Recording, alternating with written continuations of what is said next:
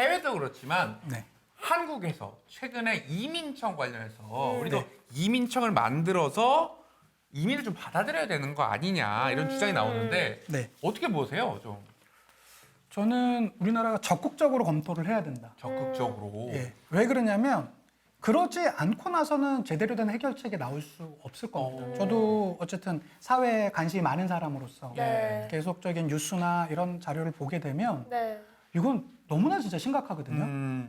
정말로 그냥 자체 소멸이 가능할 정도의 수치가 연이어 나오고 있는 상태이기 때문에 네. 적극적으로 해야 돼서 진짜로 그냥 자체적으로 출산율이 늘면 가장 좋겠지만 네. 지금은 뭐 거의 뭐 10년 넘게 많은 것들을 하고 나서도 지금 성과가 이렇게 안 나오고 있는 네. 거잖아요. 이거 정말로 큰 일이고 국가 미래에서 가장 중요한 일이기 때문에 네. 그래서 이 이민을 조금 더 확대적으로 또 포용적으로 근데 전 제도적으로 만드는 것도 당연히 중요하겠지만 네. 제일 중요한 건 역시 인식의 문제일 거예요. 인식의 문제. 네, 맞아요. 비토도 좀 있지 않습니까? 네, 방금 인식의 문제 잘 말씀을 주셨는데 예. 사실상 우리나라에 좀 다양한 어떤 사회 문제 인식들, 특히나 이민으로 인해서 발생할 수 있는 문제에 대한 인식들이 있단 말이죠. 예를 들면 내국인들의 일자리를 좀 가져간다라는 거에 대한 네. 불안감도 있고요. 네. 또 하나는 범죄율이 증가할 수 있다라는 것, 또 특정 지역의 어떤 슬럼화를 걱정하시는 분들도 있고요. 네.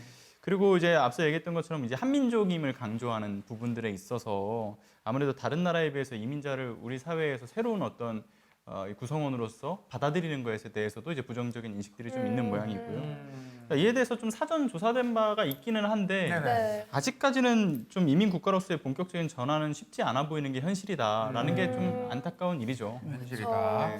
우리 배지연 조교님 퀴즈 다 맞추지 않았습니까? 네.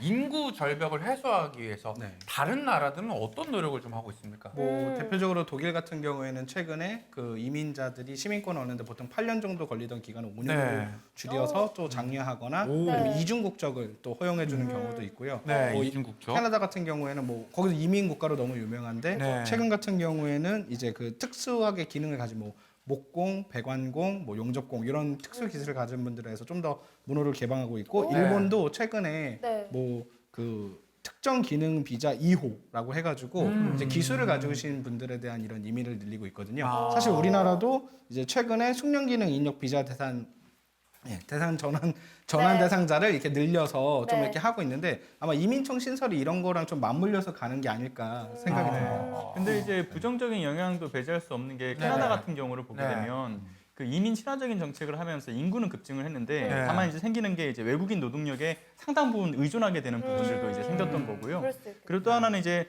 그 주택이 부족하다 보니까 집값도 같이 상승해 네. 버리는 그런 상황들까지 좀 생기다 보니까 그 거기에 플러스해서 또 이제 정부의 기조도 문제인 거예요. 다 모든 게 이민자 문제다, 유학생 문제다라는 식으로 맞아요. 책임을 전가하는 문제도 있었고요. 그래서 이걸 위해서라도 우리가 이걸 단순히 이민청만 설립하는 것이 아니라 그 기반에 깔려야 되는 이민법 제정이 필요하다. 왜냐하면 이민법 이민법이 제정. 지금 우리나라에 없거든요. 없어요. 예, 없습니다. 오.